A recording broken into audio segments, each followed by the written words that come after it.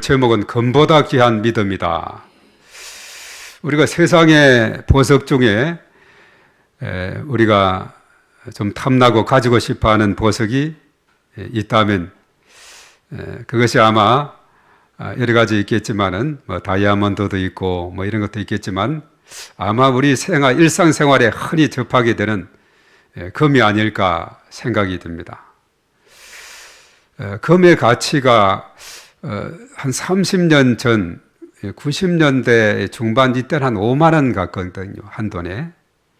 그래서 세월이 흐르면서 점점 이렇게 금값이 올라가면서 최근에는 보니까 한 48만 얼마, 한 50만 원 돈이 가까이 한 10배 정도 올랐어요. 30년 동안에.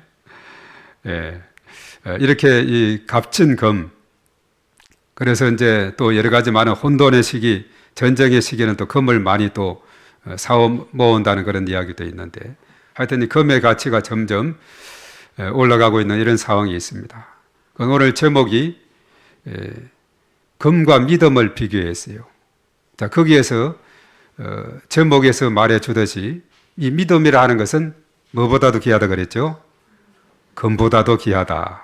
예, 금보다도. 이 세상에서 정말 가지고 싶어하는 금보다도 더 귀한 것이 믿음이다. 믿습니까? 예, 이 믿음을 저와 여러분들은 소유하고 있습니다. 이 보배를 닮은 이 보배를 우리 마음속에 주어 담은 바로 귀한 사람이 바로 저와 여러분들인 줄로 믿습니다. 금보다 귀한 믿음, 이 믿음을 우리가 소유함으로 이 땅에 살아갈 때 너무나도 복되고 승리하는 그런 삶이 되고 있어요. 오늘 우리가 읽은 본문은 베드로전서 말씀인데 우리가 성경을 볼 때 누가 누구에게 기록을 했는가 이게 참 중요한 부분인데 우선 베드로전서 하니까 오늘 여기에 베드로전서를 쓴 저자는 누구겠어요? 베드로입니다. 이 베드로 하면은 예수님의 12 제자 중에 수제자가 베드로지요. 네. 그 베드로가 누구에게 그러면 이 편지를 썼느냐? 우리가 3절부터 읽었습니다만은 그 1절의 말씀에 보면은 이 수신자는 흩어진 나그네다라고 되어 있어요. 그래서 흩어진 나그네가 어디 흩어졌나 보니까 우리 한번 첫 번째 오늘 그림 하나 딱 있는데 지도를 한번 보도록 하겠어요. 자, 흩어진 나그네다 했는데 어디에 있느냐? 자, 여기에 보면 이제 지금 유럽의 지도 그리고 아프리카도 상단이 있고 아시아도 오른쪽에는 아시아 쪽이 있고 세계 대륙이 있죠.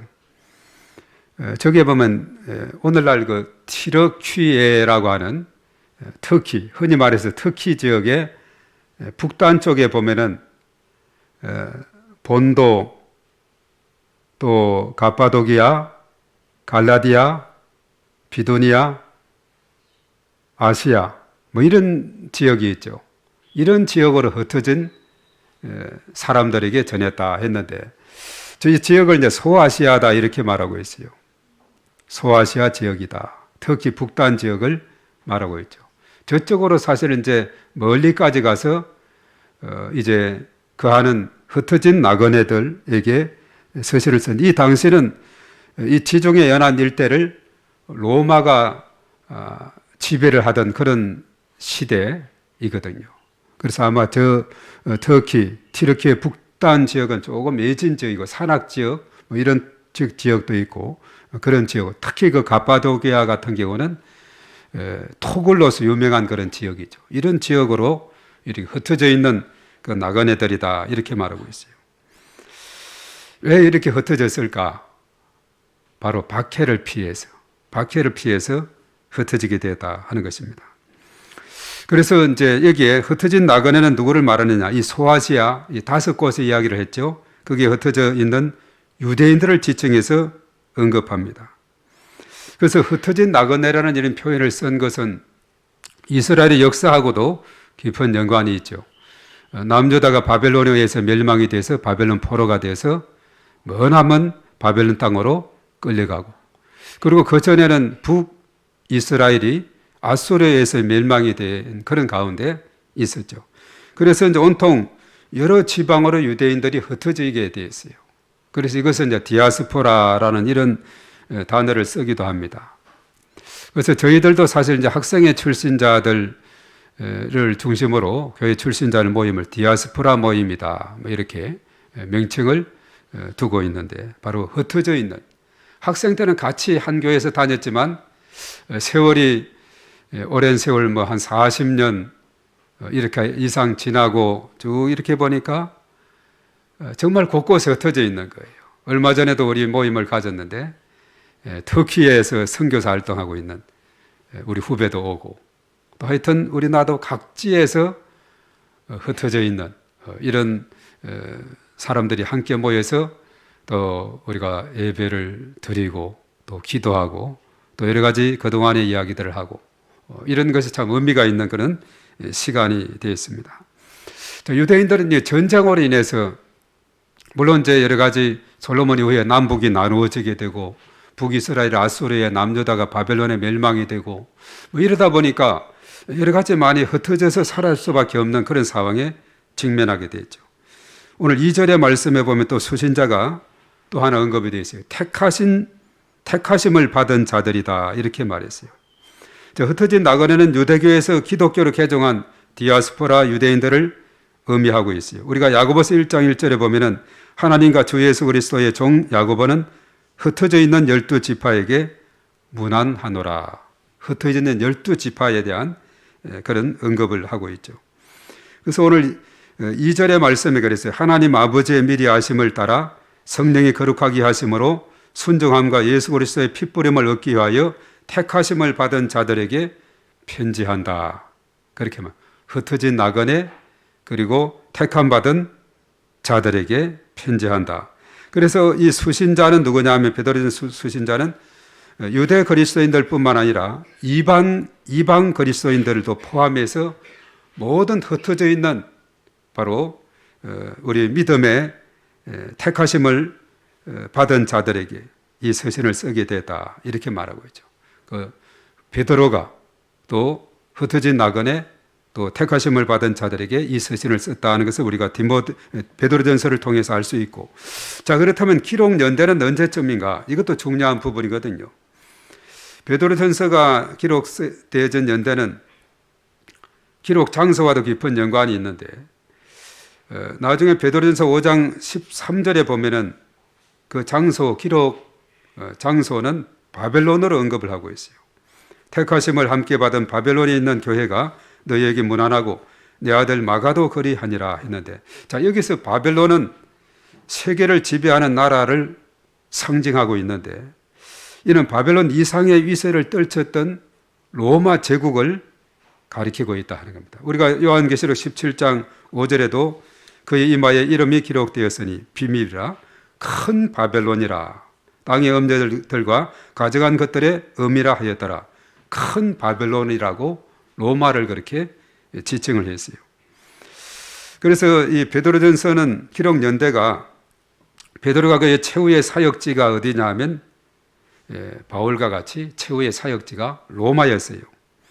로마에 도착한 시기가 AD 한 63년 후반 말경에서부터 64년 초기다, 이렇게 학자들은 그것을 언급하고 있습니다. 63년 말에서 64년 초다, 이렇게 언급했거든요. 그래서 베드로전서의 기록 연대는 역사적인 상황과 깊은 관련을 가지게 되는데, 다가올 박해에 대비해서 인내를 가지고 끝까지 믿음의 길을 경주할 것을 격려하기 위해서 기록했다 하는 겁니다. 왜냐하면 그 당시 시기적으로 보면 로마에는 누가 통치를 했느냐 하면 네로 황제가 통치를 했는데, 네로 황제는 그야말로 악명 높기로 이름을 높죠. 박해가 너무나 심했습니다. 그의 통치 시대에 AD 64년에서 68년도에 로마에는 이 네로 황제의 그런 강력한 그런 박해가 로마 지배를 하고 있는 그 전 지역에 지중해 연안 전체가 다 되는. 그래서 아까 언급했듯이 티르키예 저 북단 쪽으로 또 흩어진 나그네 이렇게 흩어져 있는 5지역에 흩어져 있는 그들에게 이 서신을 쓴다 이렇게 말했죠. AD 64년 7월 19일에는 어떤 로마에 어떤 일이 있었느냐, 로마시에 대화재가 발생한 그런 시기입니다. 사실 이것을 이제 역사적으로 보면은 네로 황제가 고의적으로 불을 질러놓고 이것은 기독교인들이 했다 이렇게 누명을 씌우면서 더 박해의 고리를 더 깊게 했던 그런 시기였습니다. 그래서 아마 이 서신은 네로 박해가 시작되기 직전이나 직후인 아마 AD 한 64년 정도 기록했을 것이다 이렇게 말하고 있어요. 그 64에서 68년 동안 얼마나 박해가 심했는지 이 시기에 사도 바울은 AD 67년에 순교를 당하고 그 다음 이듬해 68년도 베드로가 로마에서 순교를 당하게 되는 이런 역사적인 상황이 펼쳐지게 된 거죠. 그리고 그 당시 이 베드로전서를 쓸 당시의 상황을 보면 얼마나 그 시기가 어려운 시기였다 하는 것을 우리가 깨닫게 되는 거죠. 그러니까 그 시기에 베드로가 적은 이 메시지가 무엇인가, 이것이 우리가 어느 정도 이제 감을 잡을 수가 있죠.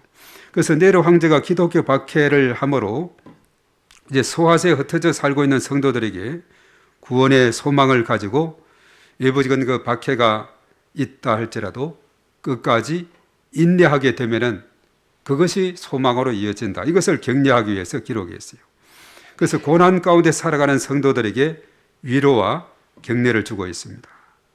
그래서 특별히 베드로전서는 소망의 서신이다, 또 격려의 서신이다 이렇게까지 이름을 붙이죠.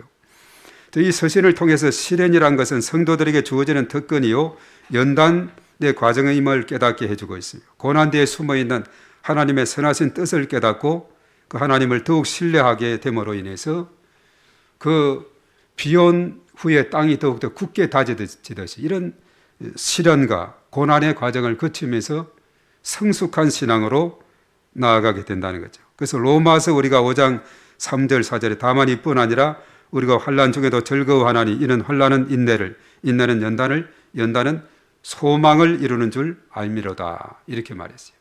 환난은 인내를, 연단을 거쳐서 소망을 준다는 거죠. 그러게 성도는 고난에 직면할 때 불평하거나 또 낙심하지 말고 그리스도의 고난에 동참한다는 그런 마음으로 고난을 끝까지 견디고 버티고 이기게 되면 앞으로 주어질 영광스러운 상급을 기대하게 된다 하는 이것이 이제 이 베드로전서 속에서 볼 수가 있는 내용입니다.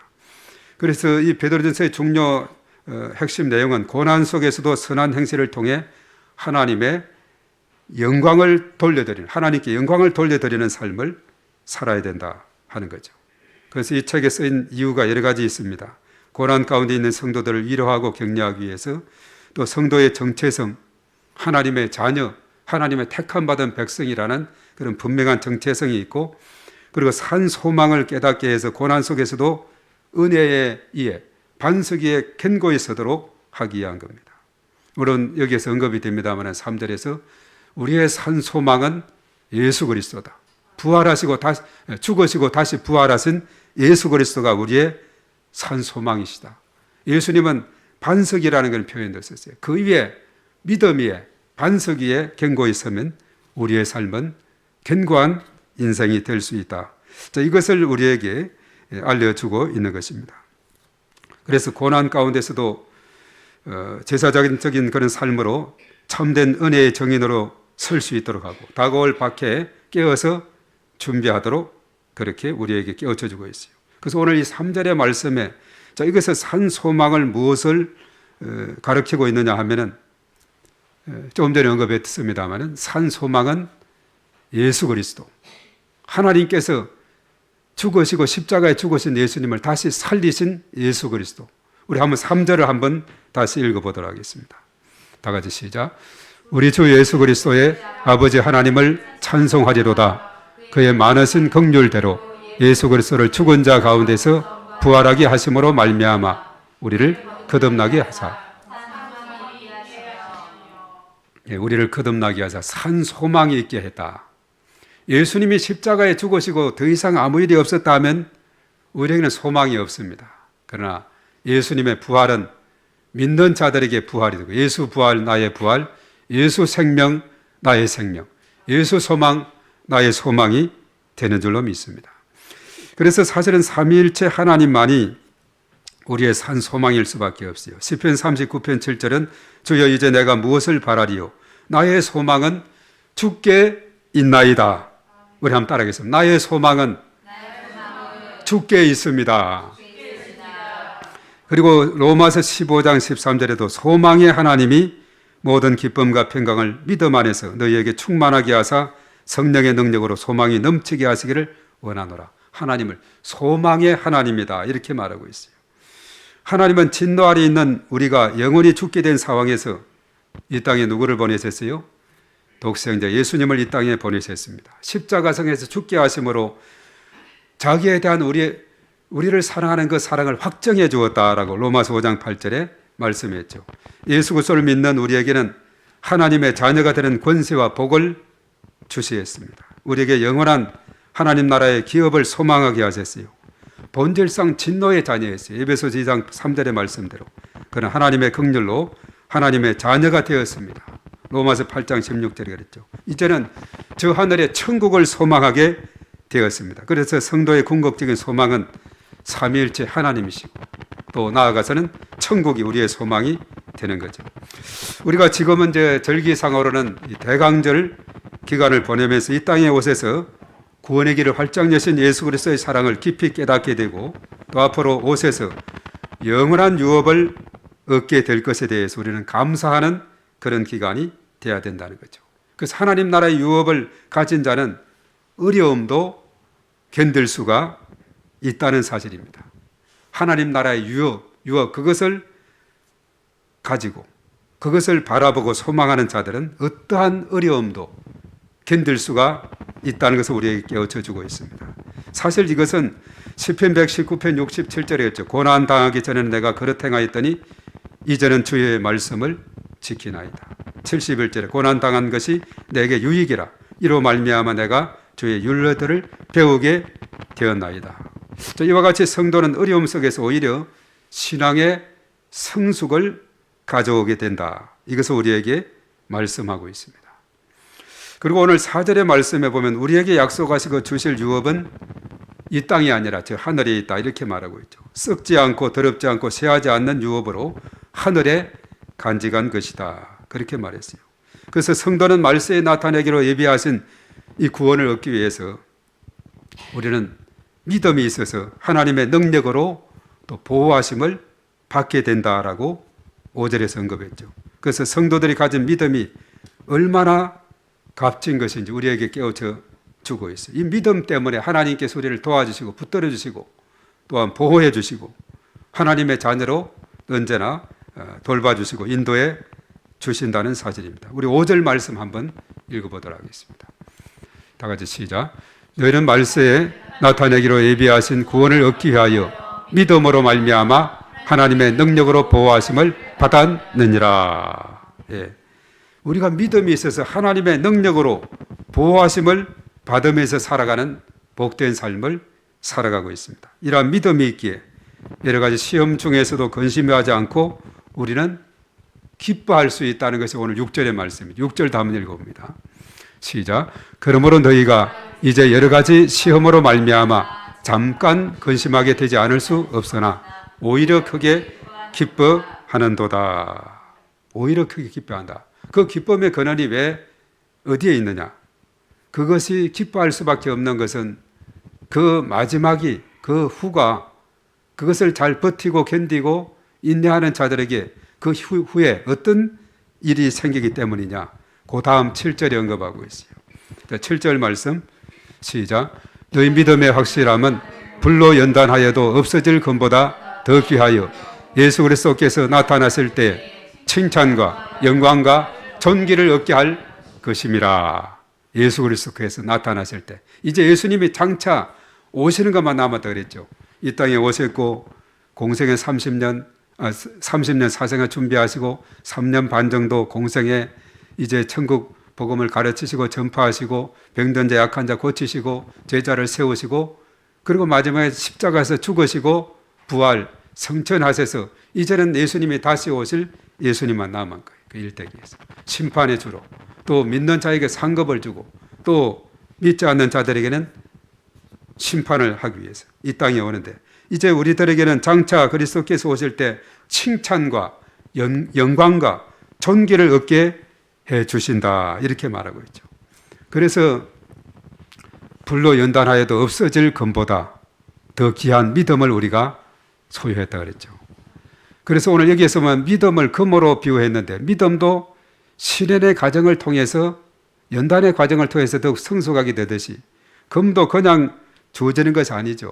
막 보면은 여러 가지, 광명 동굴에서도 옛날에 금을 좀 채취했다 그러죠. 지금은 폐광이 됐다가 이제 관광지로 변화가 되어 있습니다만은, 금을 채취하기 위해서는 많은 수고가 필요해요. 여러 가지 많이 금가루가 있는 것을 모아가지고 용광로에 집어넣어서 막 이렇게 그냥 연단을 시키면은 나머지 탈 거는 타버리고 금이 나오게 되죠. 그래서 거기에서 금을 만들어 가지고 목걸이도 만들고 반지도 만들고 또 여러 가지 손목걸이도 만들고 이렇게 만들지요. 이렇게 해서 이제 금이 생겨졌는데, 사실 금 반지도 계속 끼고 다니고 보면 조금씩 닳아요. 예. 없어집니다. 시간이 지나고 하면 자꾸 이렇게 하면 닳아서 없어지게 돼요. 그보다도 더 귀한 것이 우리의 믿음이다, 이렇게 말하고 있어요. 믿음은 영원한 것이 되고 있는 겁니다. 불로 연단해도 없어질 금보다도 더 귀한 것이다, 이렇게 말씀하고 있죠. 요즘 금값이 비싸다고 많은 사람들이 탐을 내고 하지만은 그보다도 더 귀하고 값진 것이 저와 여러분들이 가진 믿음인 줄로 믿습니다. 얼마나 감사한 일인지 몰라요. 이 믿음은 바로 하나님께서 우리를 축복해 주는 그런 귀한 하나의 계기가 되는 그런 내용이죠. 그래서 예수님께서도 그랬어요. 오늘 이 말씀에 8절에서 언급했던 이 말씀을 기억하게 되는데, 예수님을 직접 보지 못했지만 사랑하며 말할 수 없는 영광스러운 즐거움으로 기뻐하고 있다. 그들에 대해서 흩어진 나그네, 그들을 언급하고 있죠. 예수님도 의심 많던 도마에게 언급해서 오늘 베드로가 그것을 들은 겁니다. 내가 나를 본고로 믿느냐? 보지 않고 믿는 자가 복이 있다. 자, 이것을 언급해서 예수님을 직접 보지 못했지만 사랑하며 말할 수 없는 영광스러움으로 기뻐한다 하면서 베드로가 칭찬했는데, 베드로가 예수님으로부터 그것을 배운 거예요. 도마, 의심 많던 도마에게, 요한복음 20장 26절에서 29절이었죠. 예수님이 부활했는데 그 전에는 도마가 없을 때 왔어요. 예출 갔다가 도마가 들어오자 우리 부활하신 예수님 봤다 하니까 도마는 의심을 했죠. 내가 직접 봐야 돼. 손에 못자국 그리고 창자국도 보고 직접 이렇게 확인을 해봐야 알 수 있겠어. 계속 의심하는 겁니다. 그래서 한 8회쯤 지나서 제자들이 다 모이는데, 이때는 도마가 예출 가지 않고 함께 있을 때 예수님 옷에서 도마에게 예수님 말씀합니다. 물론 옷에서 너희에게 평강이 있을지어다 하신 예수님께서 도마에게 직접적으로 개인적으로 내 손가락을 이리 내밀어 내 손을 보고 내 손을 내밀어 내 옆구리에 넣어보라. 그리하여 믿음 없는 자가 되지 말고 믿는 자가 되라. 자, 이러자 도마는 직접 확인을 했지 않습니까? 못자국 또 창자국 확인하고는 나의 주님 나의 하나님이십니다 했을 때 예수님이 그때 하신 유명한 말씀이 요한복음 20장 29절입니다. 예수께서 이르시되 너는 나를 본고로 믿느냐? 보지 못하고 믿는 자들은 복되도다. 이렇게 말씀했어요. 베드로가 이것을 알고는 오늘 8절에 말씀한 거예요. 8절 다음 읽어봅니다. 시작. 예수를 너희가 보지 못하였으나 사랑하는 도다. 이제도 보지 못하나 믿고 말할 수 없는 영광스러운 즐거움으로 기뻐하니. 베드로가 이런 표현을 쓰게 된 거예요. 그래서 우리가 베드로 전서를 보면은 베드로도 예수님의 말씀을 이렇게 간접적으로 인용하기도 하고 또 사실은 이제 구약의 말씀들을 인용하고, 이 베드로도 상당히 그가 제자가 되기 전에는 그저 업으로서 가방끈이 짧다고 이렇게 평가를 했지만 나중에 베드로전서 후서일은 그냥 나중에 그러니까 그야말로 순교 직전이죠. 베드로가 AD 한 68년도에 순교를 했고 이건 64년도에 기록했으니까, 그러니까 이게 아주 순교하기 전 그의 말년에 기록했던 그런 부분이기 때문에 그때는 상당히 많은 성경의 지식과 예수님으로부터 가르침을 받게 된 걸 봅니다. 우리나라도 보면 전에는 연세 많은 분들은 그래요. 학교 문턱을 가지 못해서 한글을 몰랐는데 교회 다니고 성경을 읽으면서 이 업문을 깨치게 되는 이런 일들을 많이 이야기 듣게 됐죠. 교회 다님으로 해서 성경을 읽고 이러면서 한글을 익히고 이렇게 한 것을 보는데 이 베드로도 많은 학습이 된 것 같아요. 그걸 베드로 전후서를 읽어보면은 상당히 그가 많은 그런 지식을 쌓았다는 것을 우리가 깨닫게 되는 것입니다. 우리가 오늘날 보면은 그렇죠. 우리가 복음을 전하고 또 어떤 사람에게 전도를 하게 되면은 하나님을 보여주면 믿겠다. 이렇게 하는 사람이 전에 있었어요. 저도 신학교 다닐 때라든가 이럴 때 이제 또 전도 실습이다 해가지고 나가기도 하고 또 이렇게 했습니다만 하나님 어디 계시냐? 내 눈에 똑똑히 보면 내가 믿겠다. 하나님은 눈으로 보이는 것이 아니죠. 마음으로, 믿음으로 알 수가 있는 거죠. 하나님을 마음속에 영접하면은 평안과 기쁨과 소망과 감사를 느끼게 되는 거죠. 눈으로, 육신의 눈으로 볼 수 있는 것이 있고 몸으로 느낄 수 있는 것이 있지 않습니까? 우리가 지금 공기 보이는 분이 있습니까? 공기는 눈으로 안 보여요. 그러나 우리가 지금 이 자리에 공기가 있다는 것을 알 수가 있죠. 왜냐? 숨을 쉬보면 알아요. 숨을 쉬보면 공기가 있어요. 나뭇가지가 흔들리는 거 보면 바람이 부는구나 하는 것을 우리가 알 수가 있는 거죠. 하나님도 우리 눈으로는 보이지 않지만은 그러나 우리가 느낄 수가 있고 깨달을 수가 있고 믿음으로 알 수가 있습니다. 오늘 베드로의 편지를 받은 성도들은 예수님을 직접 보지는 못했어요. 그러나 그들은 예수님을 사랑했고 영광스러운 즐거움으로 기뻐했습니다. 그래서 그들은 믿음으로 무엇을 얻게 됐느냐? 믿음의 결국이 뭐라 그랬습니까? 믿음의 궁극적인 목적은 영혼 구원이다. 오늘 마지막 9절에 말씀했죠. 우리 9절을 읽겠습니다. 시작. 믿음의 결국 곧 영혼의 구원을 받음이라. 자, 구원의 길은 다른 길이 없어요. 오직 믿음으로. 믿음의 결국은 영혼의 구원이라고 그랬죠. 오직 믿음으로 되는 줄 믿습니다. 로마서 10장 11절. 사람이 마음으로 믿어 의에 이르고 입으로 시인하여 구원에 이르느니라. 유대인이나 헬라인이나 차별이 없다 그랬어요. 13절은 누구든지 주의 이름을 부르는 자는 구원을 얻으리라. 자, 그렇기 때문에 그런즉 믿지 아니하는 일을 어찌 부르리요? 듣지 못한 일을 어찌 믿으리요? 전파하는 자가 없이 어찌 들으리요? 보내심을 받지 아니하였으면 어찌 전파하리요? 기록된 바 아름답도다 좋은 소식을 전하는 자들의 발휘함과 같으니라. 좋은 소식을 들고 복음을 들고 걸어가는 그 발걸음들, 우리가 전도대회라든가 또 지난번에 동굴 앞으로 가서 전도한다든가 그것을 위해서 걸어가는 그 발걸음이 이 세상에서 가장 아름다운 발걸음인 줄로 믿습니다. 그 발걸음을 통해서 복음을 전파하게 될 때 사람들이 복음을 듣게 되고, 그리고 들음으로, 믿음은 들음으로 난다 했습니까? 들음은 그리스도의 말씀으로 말한다 그랬죠. 그래서 복음을 전하게 될 때 그 복음이 사람들 마음속까지 스며들어서 구원의 길을 인도하게 되는 거죠. 에베소서 2장 8, 9절에도 너희가 그 은혜를 인하여 믿음으로 말미암아 구원을 받았으니 이것이 너희에게서 난 것이 아니라 하나님의 선물이라. 행위에서 난 것이 아니니 이는 누구든지 자랑하지 못하게 하려 합니다. 그랬어요. 오늘 말씀을 통해서 베드로는 어려운 고난과 시험 앞에서 낙심하지 말고 하나님의 은혜를 기억하며 주님 오실 때까지 기다리면서 살라 하는 것을 우리에게 가르쳐주고 있죠. 사실 믿음 때문에 시험을 견디고 나그네로 살아가는 것은 어려운 일입니다. 그러나 베드로의 권면처럼 현재의 고난, 이것이 영원하지 않음을 기억하며 믿음을 지켜야 됩니다. 로마서 8장 18절에 그랬죠. 생각하건대 현재의 고난은 장차 우리에게 나타날 영광과 비교할 수 없도다 그랬어요.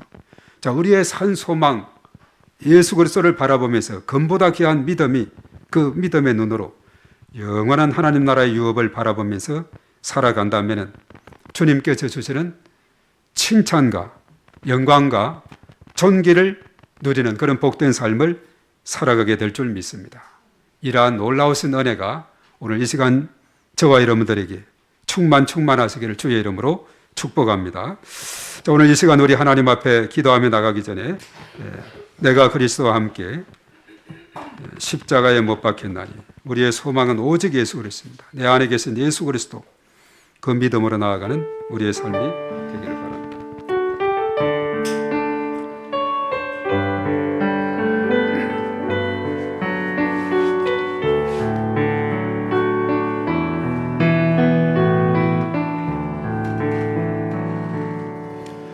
내가 그리스도와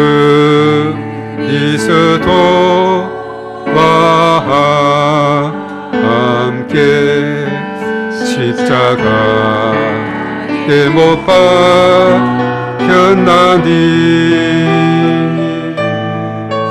그런즉 이제 내가 산 것 아니요 오직 내 안에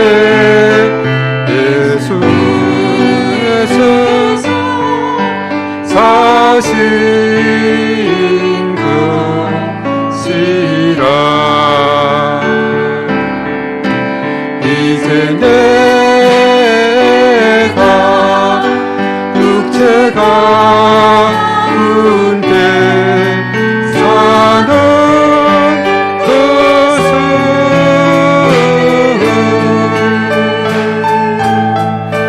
나를 사랑하사 자기 몸 버리신 예수의 산 것이라. 한 번 더 내가 그리스도와 함께 내가 그리스도와 함께 십자가에 못 박혔나니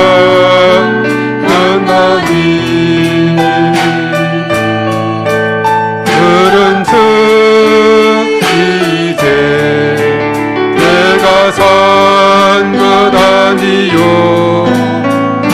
오직 내 안에 예수께서 사신 것이라. 이제 내가 육체 가운데 사는 것은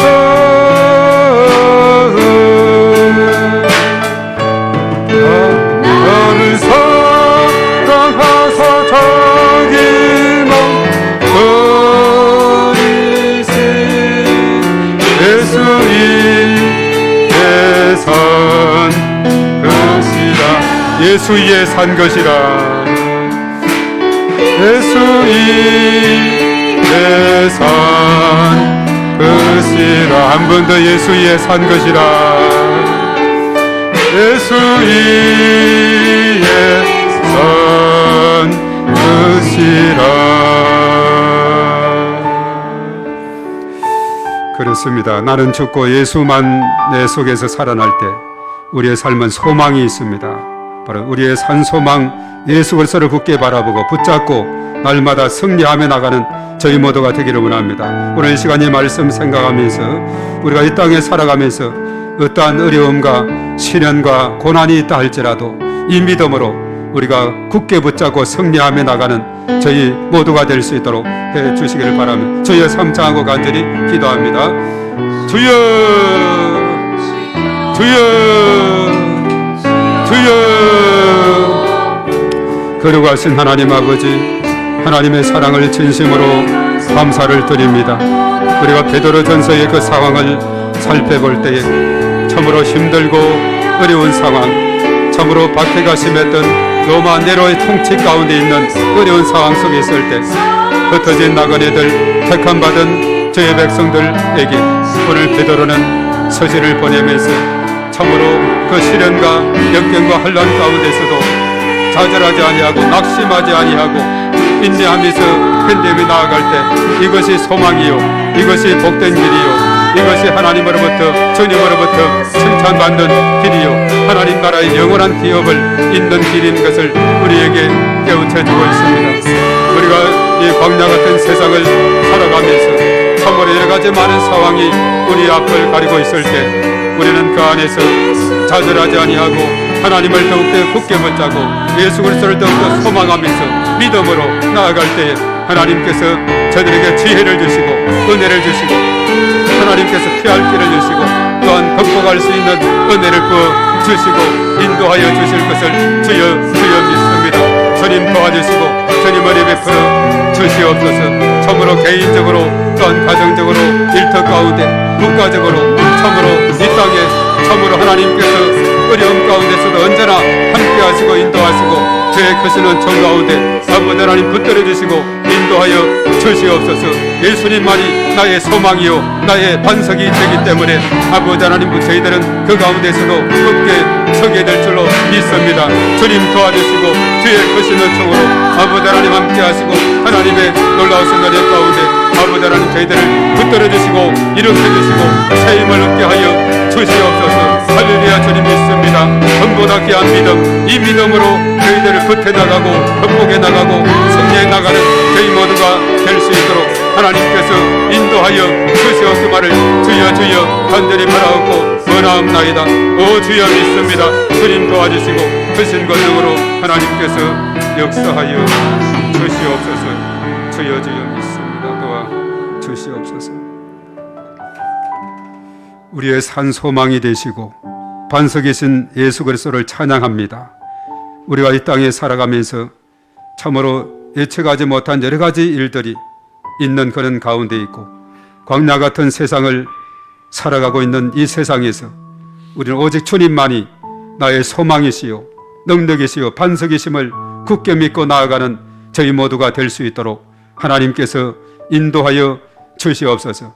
오늘 베드로는 흩어진 나그네 택함받은 주의 백성들 참으로 그 당시 로마의 통치하에 네로의 박해 속에서 힘들고 어렵게 신앙생활에 나가는 흩어진 그 크리스찬들에게 이 편지를 보냈습니다. 여러 가지 많은 환난이 있고 어려움이 있고 박해가 있고 시련이 있다 할지라도 그러나 끝까지 참고 견디고 버티고 나가면 하나님 나라의 유업을 얻게 될 것이라고 마지막 때 주님으로부터 칭찬받고 영광과 존귀를 얻게 될 것이라고 말씀해 주고 있습니다. 우리의 신앙이 더욱더 성숙한 신앙으로 나아가기 위한 과정 속에 때로는 여러 가지 많은 힘든 일이 있고 어려운 일이 있지만 그러나 그것을 잘 견뎌나가는 저희 모두가 될 수 있도록 하나님 역사해 주시고 다시 오실 주님을 소망하면서 이 믿음으로 나가는 저희 모두가 되게 하셔서 금보다 귀한 믿음, 금보다 더 값진 믿음을 우리가 견고하게 소유해서 날마다 소망 가운데 승리하는 저희 모두가 되게 하여 주시옵소서. 오늘 이 시간 주 앞에 나오면서 하나님 앞에 11조 헌금으로 또 여러 가지 감사의 조건을 찾아서 하나님 앞에 예물을 드렸습니다.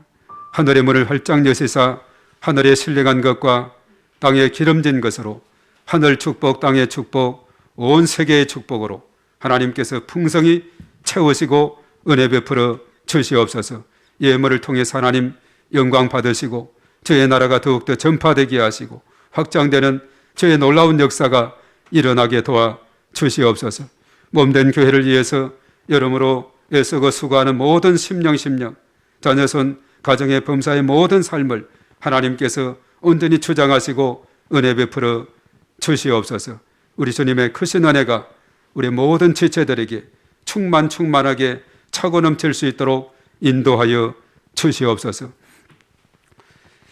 이제는 우리 주 예수 그리스도의 은혜와 하나님 아버지의 그 무한하신 사랑하심과 성령님의 기름 부으심, 충만하심, 교통하심, 은혜 베풀어 주심이 오늘 이 시간 참여한 우리 모두에와 우리의 가정과 자녀생활, 직장, 사업장, 일터에 몸된 교회와 이 나라 민족과 온 열방이 이제와 영원토록 함께 하시옵기만을 간절히 축원하옵나이다.